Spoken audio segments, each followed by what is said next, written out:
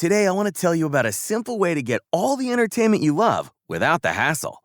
DirecTV Stream brings your live TV and on-demand favorites together like never before, which means you can watch your favorite sports, movies, and shows all in one place.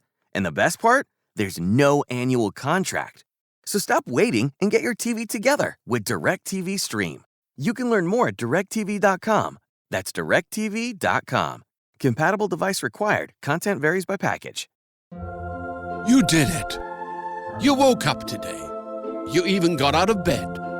You deserve a reward.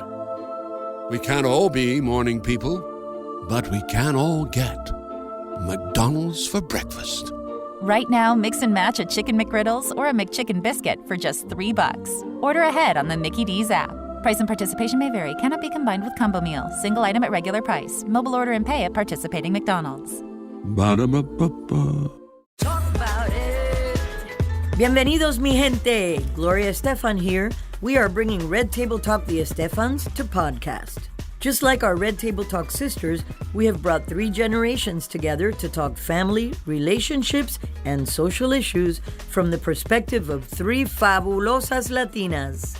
Listen to Red Table Talk the Estefans podcast on the iHeartRadio app, Apple Podcasts, or wherever you get your podcasts.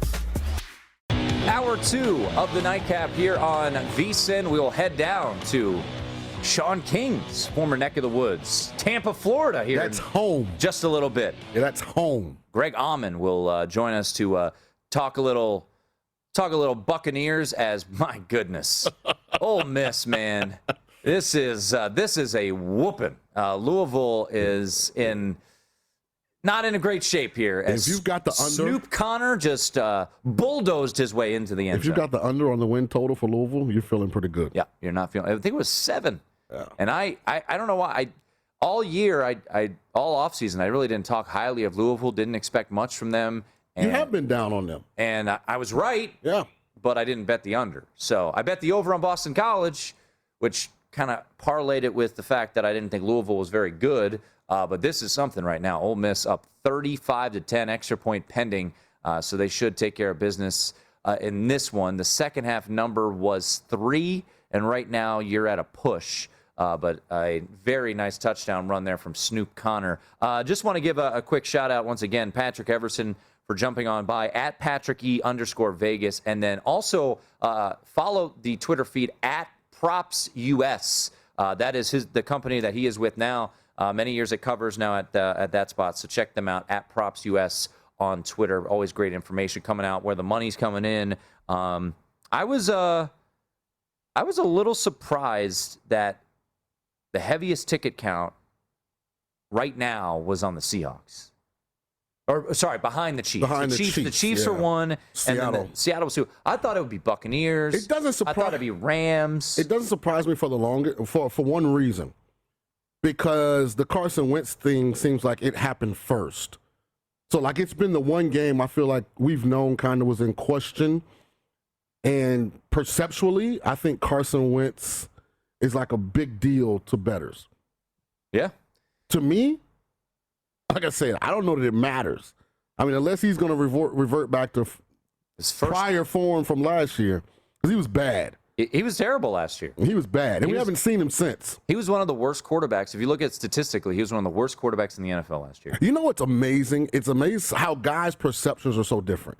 Carson Wentz played about as bad as you can play at the quarterback position last year, and most of those games on primetime TV. Eagles stay on TV. Oh, yeah.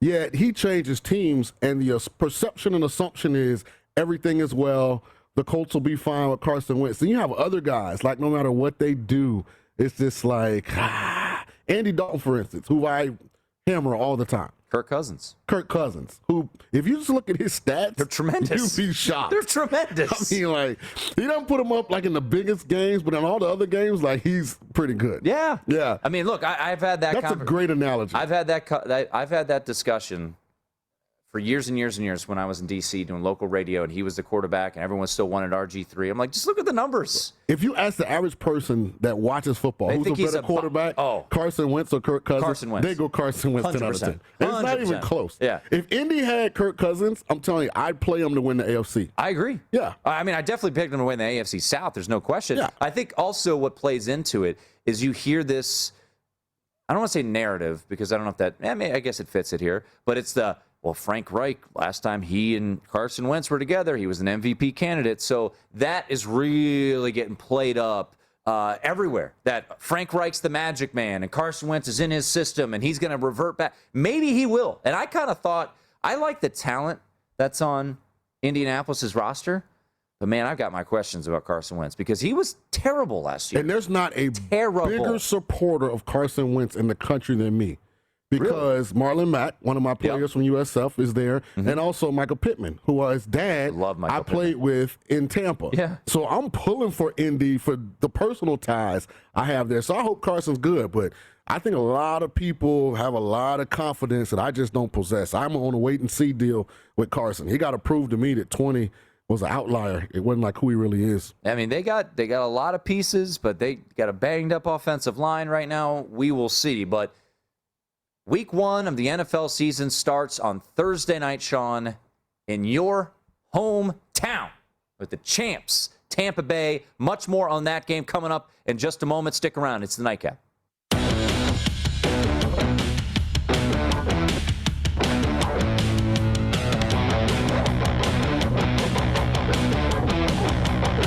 Keep things rolling here live from the Circus Sportsbook on a Labor Day Monday. That's Sean King.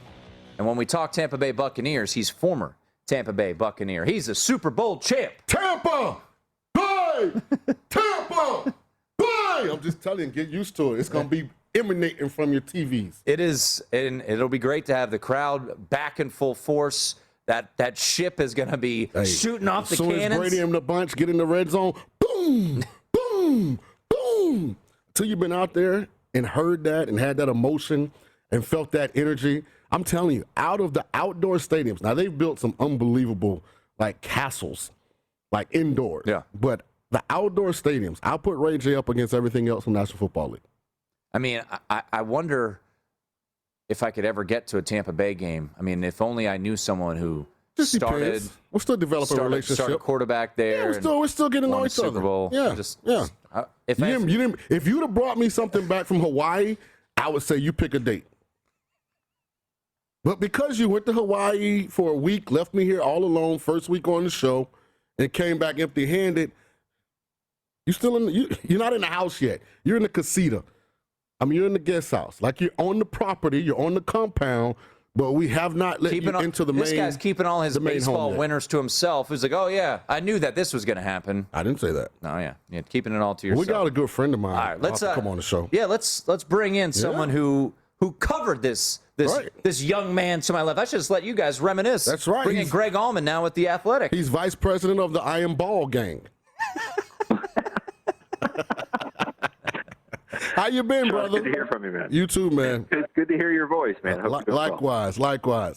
Well, I just, Greg, there's been just so much, I don't know if expectation is the right word, but just assumption that it's just all systems go, from early February to, September 9th, that it's just going to click. It's just going to be smooth sailing in this game against the Dallas Cowboys. Is that fair to say? What have we seen? Have there been any bumps in the road? Because, everyone's back. Brady's still there. That defense, which we saw wreaking havoc and giving Patrick Mahomes nightmares, he's probably still thinking about to this day. Is there any reasons, at least come Thursday night, to be a little bit worried about Tampa Bay? No, I mean, if anything, I keep waiting for the wrinkle, the complication, the twist, and it hasn't really happened yet. Everybody's back. They're really healthy right now as a team. They'll be down a starting safety. Jordan Whitehead's out with a hamstring. Hasn't practiced in almost a month. But aside from that, they're all there. They've made it through COVID without any real complications. The guys they had on the COVID list last week are all back. They get a big break from Dallas. I mean, for Dallas to be without probably their best offensive lineman in Zach Martin is a huge break for them. So, yeah, so far everything has gone their way. That could change Thursday, but right now it's gone almost the ideal you want it to go. Greg, one of the positions that it took almost the entire regular season, I think, for Tampa and Bruce Arians to figure out was running back. I know they added Giovanni Bernard. Haven't seen a whole lot of Leonard Fournette, and you have Ronald Jones there. How is that position? Is it healthy? And what's going to be who starts, who backs up, how many reps each gets?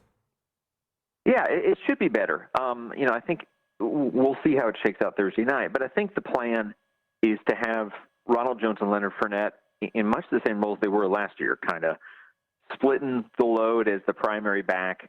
I would think they either alternate series or alternate every other series. And then in the second half, you kind of run with the hot hand. And then Giovanni Bernard, where I think they can really improve as part of the run game, is just the pass catching. I mean, they struggled with that last year.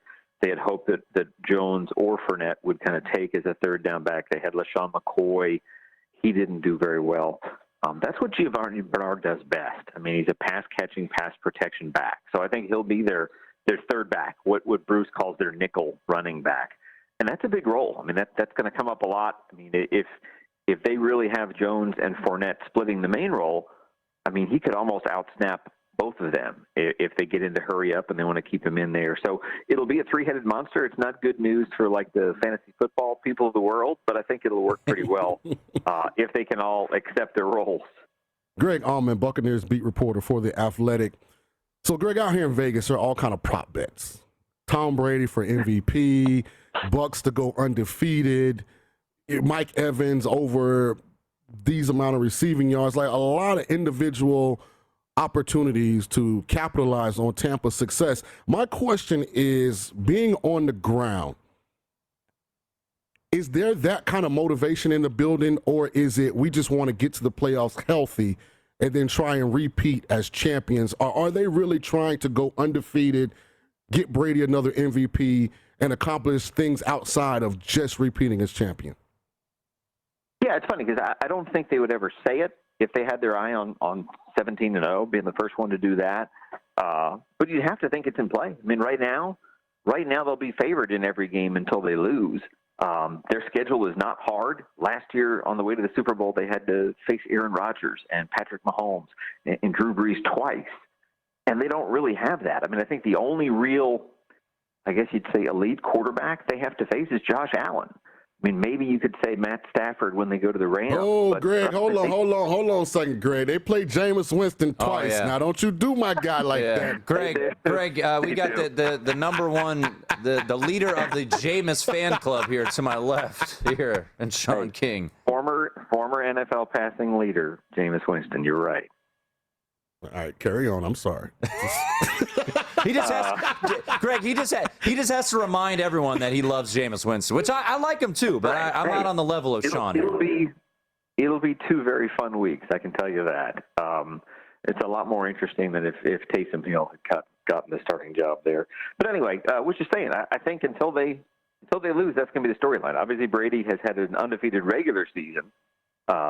But that got spoiled with a postseason loss. So, yeah, if you're trying to motivate guys to do something that hasn't been done, I mean, just repeating, don't get me wrong, just repeating hasn't been done in 17 years. So that's something they can shoot for. But, yeah, I'll be intrigued to see how seriously they take that. You kind of have to – it's almost like a no-hitter. Like if you get excited about a no-hitter in the fourth inning or something, you're a little too soon. So they got to get out to 7-0, 8-0.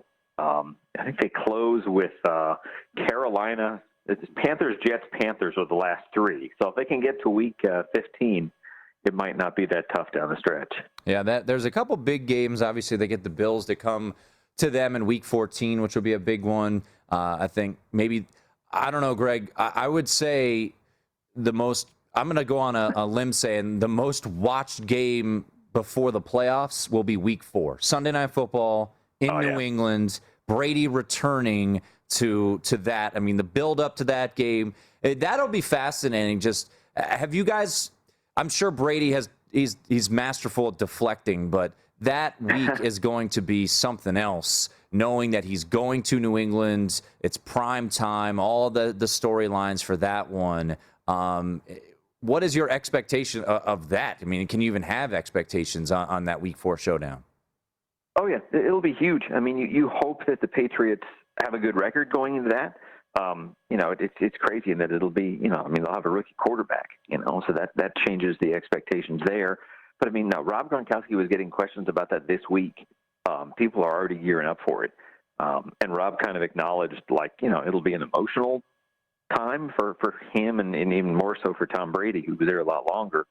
It'll be interesting to see how much he allows us to treat it as more than, as much as they want to say it's just another game, it's not. It's you can't really have a bigger homecoming than Tom Brady going back to Foxborough. So, yeah, it'll be big, and obviously it's something that both sides will be motivated for. I think, Brady obviously made his case for handling the split better by winning a championship, but going head-to-head, that'll be something.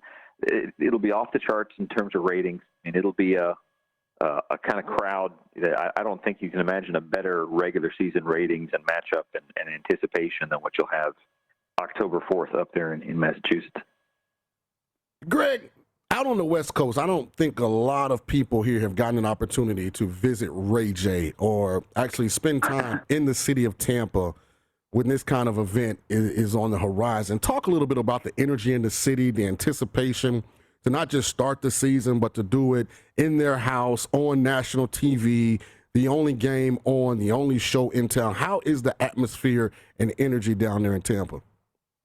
Yeah, it's huge. To get this kind of NFL kickoff game is such an event. It's not, obviously they just had a Super Bowl in the stadium, so the last game there is bigger. But short of that, I can't imagine a bigger setup to a season. Ed Sheeran is playing a pregame concert. If Ed Sheeran is your warm-up act, it'll be big. The tickets are crazy expensive. Like lower-level ordinary tickets are pulling like $1,500. I think the Cowboys were probably a good pick for that. We kind of wondered who they'd go with. Buffalo might be a better opponent, but Dallas, you think about America's team, you think about the excitement and uncertainty of Dak Prescott coming back. This is a big game, and it's one, I think the Bucs are a touchdown favorite, so it's one they can go in with confidence and expect to win. But if Dak comes out throwing it, they've got three great receivers. This defense was kind of inconsistent in the first half of last year, so this is a good test for them early on to show that they're kind of at that same high level that they finished last season with. Talking once again to Greg Allman, covers the Bucs for The Athletic. Used to cover my co-host here, and Sean King, which, I'm sorry. Those 6 years of Sean, my gosh, it must have been just miserable. That was a sweetheart. But, I consider someone on the same level of divaness as Sean, Antonio Brown. No, but what is Antonio Brown's camp been like? Obviously, he came in late last year. Only played in a handful of games, but the numbers were decent. He's in fighting shape. He's been a little pesky. We know that Brady likes him. What kind of season are you expecting for Antonio Brown? Definitely, there's the potential for a really big one. He came in last year, cold, off of a year out of football, and had 45 catches in the second half of the season, 4 touchdowns in a stretch of 5 games, caught a touchdown in the Super Bowl. So now just to have him in this offense with a normal offseason, a normal training camp preseason, he's looked the part. He's looked – I don't think he's going to have 125 catches like old AB did, but it's a legit question to wonder which of those 3 receivers, and all 3 of them are really good, but which of those 3 will lead this team in touchdown catches? Mike Evans had 13 last year and was outstanding and was such a great short yardage, red zone threat, and just became a go-to guy for Tom Brady. But Brady and AB really connect well. Chris Godwin is on the franchise tag in a contract year. He'd do really well. If he can come out of this with 10 touchdowns this year, he's going to get a $100 million contract next spring. So all 3 of them are potentially great receivers, but I'm excited to see what AB can do. Greg, Brady's 44. It's really getting ridiculous, Sean. This doesn't make sense. Peyton Manning just fell off a cliff. He still won the Super Bowl that year, but it has a lot to do with his defense and his brain, and he missed 6-7 games that year. Tom Brady had one of his best offensive seasons of his career last year. And Greg, I mean, what has it been like this training camp? What is, how much, knowing his age, are they letting him let it loose? Are you just expecting, I mean, at this point, we just expect him to keep on rolling. It doesn't make sense. No one's ever done this before. But, I mean, can Brady win MVP this year? Oh, sure. No, I mean, there's this, aura of invincibility about him. To do what he did last year, coming in, without a real offseason or normal preseason. And, I mean, nobody in Bucs history, not the greatest history of quarterbacks, don't get me wrong, but nobody in Bucs history had thrown for more than 33 touchdowns. And he throws for 40, throws for another 10 in the playoffs. And then we find out after the fact that he kind of did it on a bum knee. So now, if anything, somehow he's healthier at 44 than he was last year, has all the weapons back, has, a healthy O.J. Howard, like you said, adds Gio Bernard. So, yeah, it's great. I mean, the expectations for him are every bit as crazy optimistic as the expectations for this team. And you add a 17th game, and people don't want 5,000 yards. They want 6,000 yards. It's crazy video game numbers, but it's hard to rule anything out right now. All right, Greg, before we let you run, your prediction for Thursday night, and do you think the Buccaneers make it back-to-back in Tampa Bay? It's funny. I literally haven't done a score prediction yet on this game. Thursday, I think they win, and I think they win comfortably, honestly. And I think the Zach Martin thing probably helps things, the uncertainty of Dak having his first game back under such difficult circumstances. So I like them to win. I kind of feel like it's a 34-24 type game right now.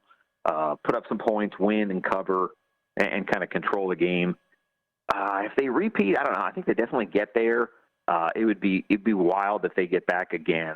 A Bucs-Chiefs rematch with Casey having a legit offensive line to make it a little bit more of a fair fight would be a great game. I don't know who wins out there in LA if that's the case, but it'd be an amazing to get a rematch like that and get those two squaring off again would be a lot of fun.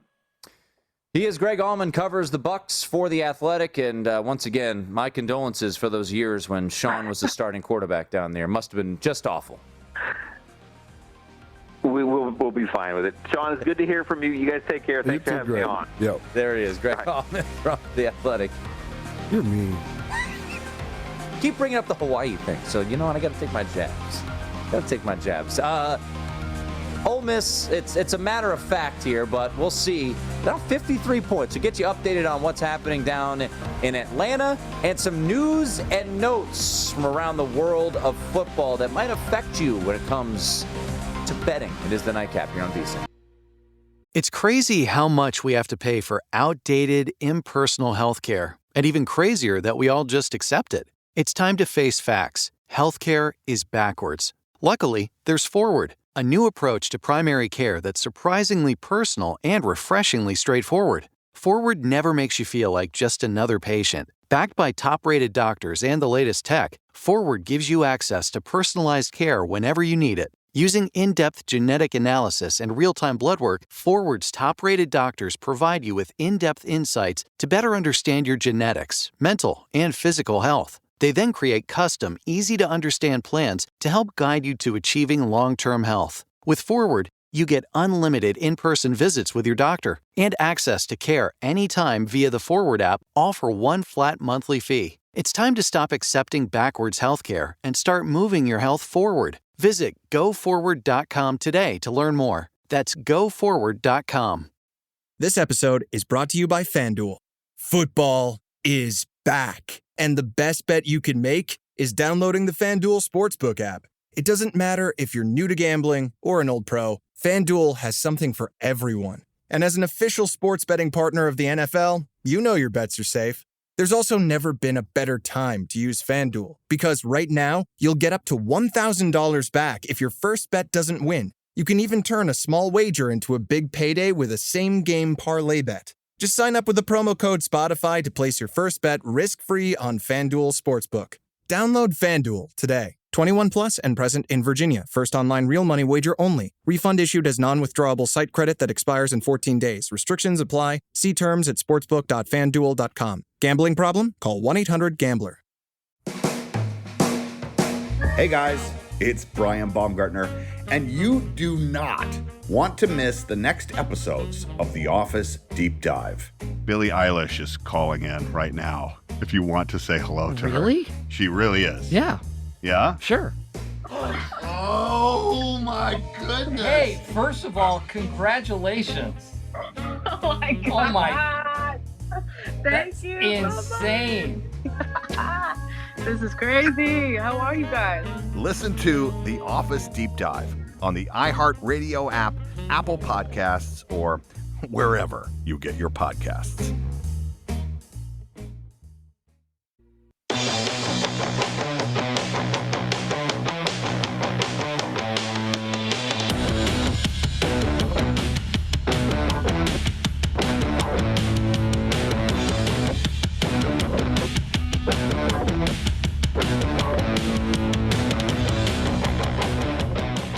Oh boy. We're keeping an eye on this total. Now, Sean King's got the under at 74.5. Should be in some decent shape. But one particular bettor has the under. They're nervous. They're now getting nervous. They're now getting nervous because the offense for Louisville is actually showing a little bit of life. They've scored 2 touchdowns here in this second half. And now Ole Miss, we got laundry on the field, so they just scored a touchdown, but I was wondering why Matt Corral was so upset. I thought he was celebrating. No, he was mad. He's frustrated. So a touchdown just got called back for Ole Miss. So once again, if you didn't hear about it, a bettor at WinBet had a 14-team all-under parlay starting back in week 0. It closes out tonight, a $10 bet that would net him or her $79,935.70. And they need the under to hit. 53 points right now is where we stand with 8.5 minutes to go. And Ole Miss just had a touchdown wiped off the board. So that might have sealed it. Might have, because now you have more time coming off now the clock. time comes off the clock. Yeah. And still they needed 3 touchdowns and a couple of 2-point conversions too. So just time is on the side there. But Louisville, man, they are not very good. Yeah, they're bad. I want to hit up some news and notes. I want to start doing this now that we're in the midst of football season. You know, so many press conferences going on, especially on Mondays. You get updates from college coaches on injuries. But let's rattle through some news and notes that might affect you when you're going to the window, whether it be futures or weekly betting. We'll start with the Ravens. You know, last week we talked about J.K. Dobbins being lost for the year. So it'd be Gus Edwards. And then we talked to Ken Wyman in Baltimore about, you know, the running back depth there. Justice Hill gone for the year, torn Achilles. So now you're starting to see some veterans coming in there, working out. Today it was Le'Veon Bell, Devontae Freeman, Elijah Holyfield were in there. Does this change your opinion? Because the Ravens, Sean, banged up at wide receiver. Now, without J.K. Dobbins and Justice Hill, it will be all Gus Edwards. They still have Lamar. Mm-hmm. Does this make you worrisome at all about the Ravens? Because I think the Browns right now, talk about their offensive line, the weapons, and the playmakers they have. I mean, their quarterback is not as good as the Ravens quarterback, obviously, but, you know, touchdown Ole Miss. Does this make you worried about the Ravens? I'll tell you, there are two teams that always figure it out. Baltimore and Seattle. Every year we think they're deficient in a lot of areas. In some kind of way, they figure it out. Now, I do think it might impact the first quarter because they still have lingering injuries at wide receiver as well. So they might not be a completely healthy team through the first quarter of the season. But once they get healthy, they'll be fine. Like a running back is just a position where you can find guys. There are only like a couple elite guys. Alvin Kamara, Christian McCaffrey, Dalvin Cook when he's healthy. Like, that group is in its own bubble. Everyone else, like the next 15 to 20 guys, a lot of times that group is pretty similar in talent and ability. So Baltimore will be fine. They do still have Gus Edwards, so they're not looking for a starting running back, a lead running back. They have a guy that's been there, done that. They just need somebody to supplement and give him a break from time to time. So, plus they got the best running quarterback in the National Football League in Lamar Jackson. Couple of college notes. The expectation and the fear is now reality. Mohamed Ibrahim from Minnesota done for the year. Just feel terrible for him. Had over 160 yards against Michigan against Ohio State on Thursday. So he's done for the year. Just a really brutal blow there. Michigan, they lost their best wide receiver, Ronnie Bell, gone for the year. He led the team in receiving, got hurt on a punt return. So he's lost for the year. Michigan hosts Washington, who, of course, fell over the weekend to Montana, 13-7, losing to an FCS team. Oregon heads to Ohio State on Saturday. The big noon kickoff, noon Eastern, 9 Pacific. Kayvon Thibodeau, we mentioned this earlier in the show. Mario Cristobal said he is day-to-day. But 2 cornerbacks that were suspended for the Fresno State game, and Jamal Hill and DJ James, they will be back for the Ducks on Saturday, and you'll need all the help you can have in that secondary, knowing you're going up against those playmakers there for Ohio State. Notre Dame lost another linebacker for the season. Paul Mawala lost for the year. Notre Dame had lost a linebacker prior to, so another loss for the Irish there at the linebacker position. And Randy Edsall stepped down as head coach of UConn. Good run there, Randy. Second go-around, not as promising as the first go-around. So UConn in the market for a coach. They are a 33.5-point dog this weekend against Purdue. Potential look-ahead spot for the Boilermakers. Take the points. Do you dare? What did we take away from Georgia Clemson? We'll discuss that on the other side. Stick around. It's the Nightcap here on VSiN. You might have noticed a change in your neighborhood lately. Yep, Sprint stores are now T-Mobile stores. Now that Sprint is T-Mobile, you get more coverage, value, and benefits than ever before. We've invested billions to bring our 5G from big cities to small towns across America. And great coverage is just the start. From high-speed mobile hotspot data to weekly deals and giveaways, our customers get tons of great benefits. Head to your new T-Mobile store to learn more. Qualifying service and capable device required. Coverage not available in some areas. Some uses may require certain plan or features. See T-Mobile.com. Strawberry Spring, based on a short story by Stephen King. Is someone there? I can't see you through the fog. Oh, it's you, thank God. Oh, please! No, don't! Help!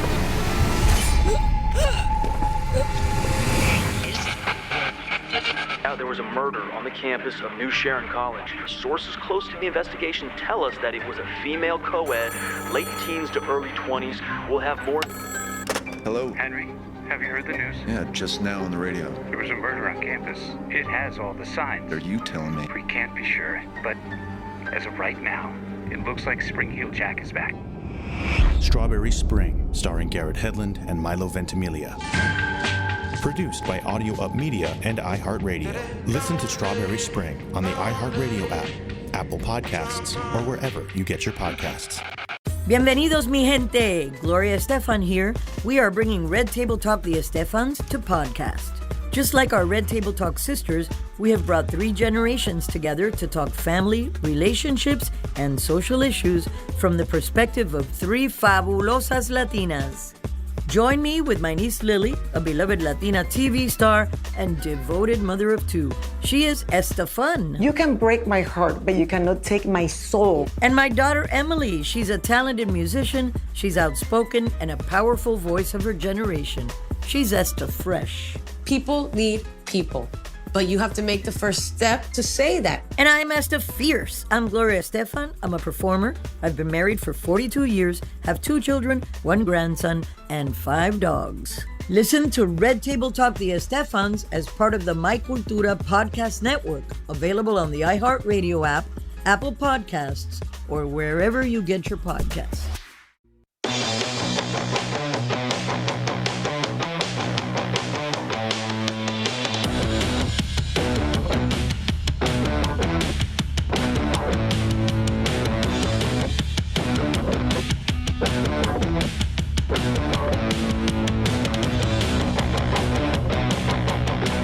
The perfect time to start planning your football contest strategy, and the VSiN Pro Football Betting Guide is the perfect way to start.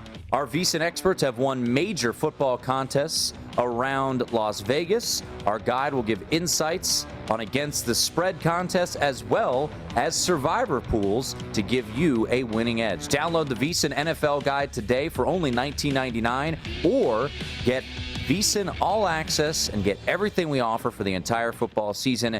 Head over to vsin.com/subscribe. Alongside former Tulane Green Wave great, former Super Bowl champ, Sean King, I'm Tim Murray, live from our Circa Sportsbook studios. And I tell you what, the under, which looked like a slam dunk, still likely to come home under 6 minutes to go, but you're getting a little sweaty if you're that better with the 80 grand on the line right now. A little. You're good. 75.5. You're good. You're feeling good. If it was like 73.5, you'd be worried. But if you had the 74, if you had 74, you got a bad number. Yeah. 75.5, you're in a. It's hard to imagine 2 touchdowns on a field goal. Yeah, because you're not kicking field goals here. So Louisville's driving. We'll see if they can get in. Ole Miss went off 8.5-point favorite. That's the ticket you got. Only thing I have is Ole Miss as and part of a 3-leg money line parlay that I decided to put in yesterday, which I had to sweat out Notre Dame, but they got home 41-38 last night. Just took them to win. Lucky. Yeah, I mean, it was an 18-point game start of the fourth quarter. So, and then got the Bucks to try to win that game. Speaking of Survivor, and you've got your entries. Have you made those entries yet? I have not. I will do it Wednesday. That. Well, one thing that I thought was really interesting that Derek brought up was you can have as many as 6. Mm-hmm. So if you put in 3. I'm not doing that. And then you just take Tampa. If they were to lose, you can get back in because the deadline's not until Saturday. Yeah. So that is one way to go. I'm not doing that because I don't want to use Tampa. Right. And that's one thing that I need Tampa for one of those weeks I'm confused. I have a clear mind for week 1 of the NFL as far as who's going to win and lose. Yeah. I don't know about covering. I'm still trying to figure that out. Get more clarity on that part.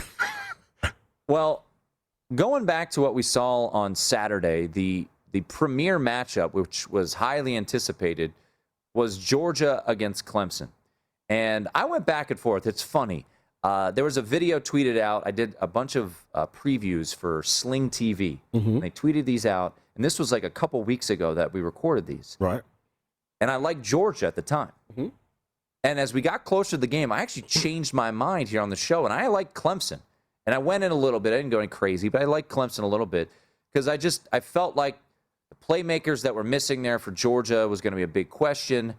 I knew they were going to be good defensively, but I just felt like at the end of the day, the defenses would kind of offset, which they almost did to an extent. Both defenses, there were no offensive touchdowns in this game. And you look at yardage, 256 for Georgia, 180 for Clemson, and the D-line for Georgia was absolutely spectacular. Touchdown Louisville. The sweat is on here for the under. What was when you look back at Saturday night, I came away, obviously I have my questions about offense for Clemson, but the schedule to me is so light that they're going to have their opportunity maybe to get back into the discussion. And I think they'll get back into the discussion, Sean, because of who they are.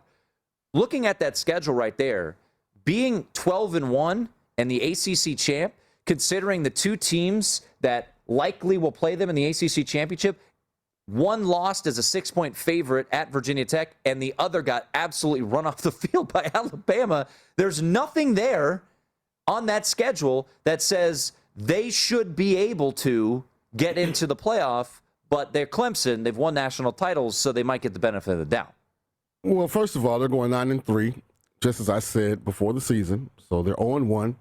We're a third of the way to the 3 losses. Yep, and you got to find 2 more. Maybe UConn, November 30th, the 13th. They're going to turn things around. Hear me out, big picture. I still don't know much about Georgia or Clemson. And here's why. Neither quarterback actually played quarterback. Like DJ, for whatever reason, I talked about this with you. I think we were talking about the Jake Paul fight. Mm-hmm. Sometimes when you get on these big stages for the first time and you've had time to really think about it, and people are expecting you to perform at a certain level, sometimes your body just freezes up. And it looked like his body froze. He never looked comfortable. He never got in rhythm.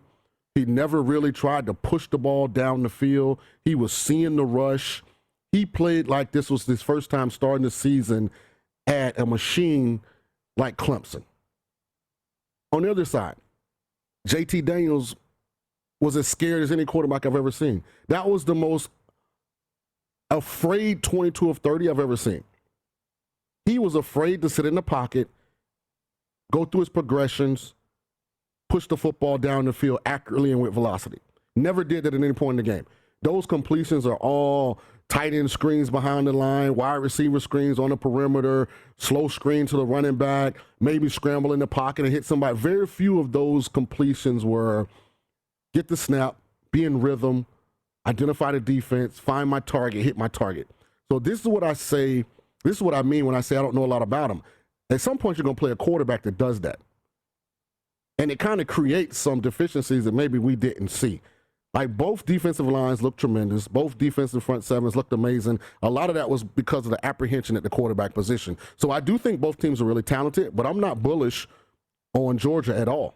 I never was bullish on Clemson. I've been saying that. Right. I'm not bullish on Georgia. It's not like I'm jumping off the hill saying, let's bet Georgia. I didn't like what I saw from JT Daniels. What I will say to caveat that on both fronts is both of their schedules are Charmin soft, essentially moving forward. And that's rare for a team like Georgia, but Georgia's got UAB, which I think is a tricky spot, especially because Kirby Smart said they're dealing with a ton of COVID issues right now. But they're going to beat UAB. UAB is a good team, but they're not in the level. South Carolina, Vanderbilt might be the two worst teams in the SEC. Then it's Arkansas at home, at Auburn, who I'm down on. And then the trickiest part of the schedule's October 16th, but they're home against Kentucky. They get the cocktail party in Jacksonville against Florida, Missouri. And then if they get through that, Tennessee, I mean, right